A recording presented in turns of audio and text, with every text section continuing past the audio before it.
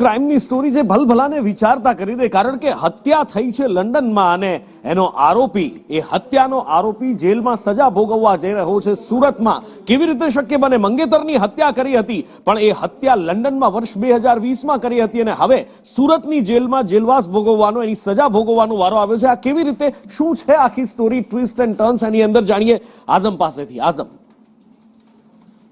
મનીષ પાસેથી જાણીએ. મનીષ.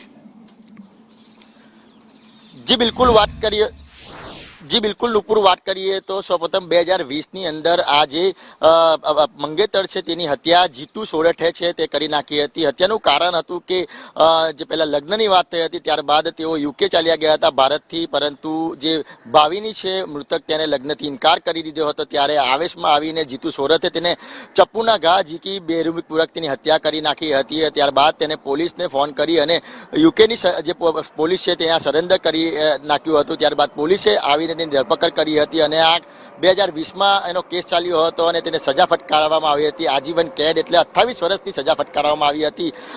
ત્યારે જે યુકે સાથે ભારતના કરાર નવા થયા હતા, તે દરમિયાન જે જીતુ સોરઠિયા છે તેના પરિવારજને માંગ કરી હતી કે નવા કરાર પ્રમાણે જે સજા કાપવાની હોય છે તેને ઓલરેડી 4 વર્ષની સજા કાપી દીધી છે, બાકીની 24 વર્ષની સજા છે તે ભારતમાં કાપે. દલીલ ચાલી હતી અને દલીલના અંતે નક્કી કરવામાં આવ્યું હતું કે જે સજા મરવાની છે 24 વર્ષની આજીવનની કેદની, તે ભારતમાં મરે. ત્યારે ગઈકાલે જ સુરત પોલીસની મદદથી અને યુકે પોલીસની મદદથી આ જીતુ સોરઠને દિલ્હી લાવવામાં આવ્યો હતો. ત્યારબાદ દિલ્હીથી જે સુરત લાવ્યો હતો અને બાકીની સજા છે તે હવે સુરતના લાજપોર જેલમાં કાપવામાં આવશે. એટલે આજે પહેલી વાર થયું છે જે કોઈ વિદેશમાં હત્યા કરી હોય અને ભારતની અંદર સજા ભોગવવાનો વારો હોય. આવો પહેલો કિસ્સો સામે આવ્યો છે જ્યાં યુકેની સરકારે માન્ય રાખ્યો હતો, કારણ કે બે દેશ વચ્ચે જે કરાર થયો હતો, જે આવા આરોપી હોય છે તેને ભારતની અંદર સજા મળવી જોઈએ. ત્યારે હવે આ જે પહેલો કિસ્સો છે તે દાખલો બેસાડવા માટે સુરતની લાજપોર જેલમાં જીતુ સોરઠિયાને હવે સજા મળશે 24 વર્ષની આજીવન કેદની. જી, અને હવે વાત કરવી છે તંત્રના